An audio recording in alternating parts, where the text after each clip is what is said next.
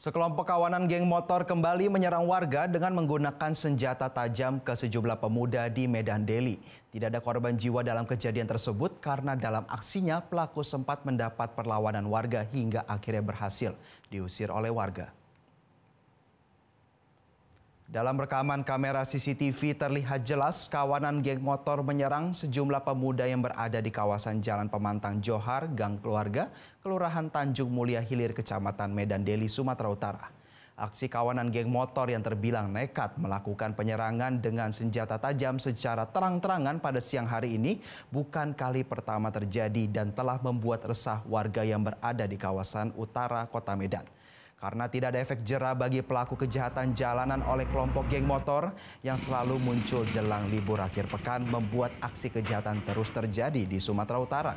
Kepala Lingkungan 6 Tanjung Mulia Hilir Eryono mengatakan aksi geng motor ini diduga karena tidak senang diusir masuk ke perkampungan. Kini warga telah melaporkan ke petugas kepolisian dari Polsek Medan Labuan. Warga berharap petugas TNI, Polri, dan Pemkot Medan untuk kembali mengaktifkan patroli gabungan di 21 kecamatan di kota Medan sebelum aksi geng motor menelan korban jiwa.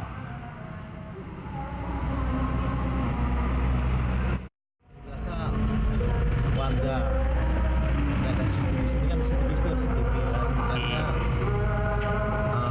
mereka ada tawuran, warga kita melihat masuk kemari.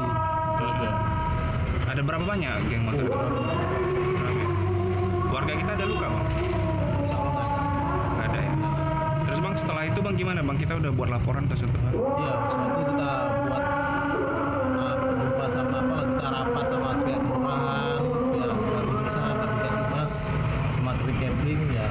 Langsung kami malamnya excellent. Jelajahi cara baru mendapatkan informasi. Download Metro TV Extend sekarang.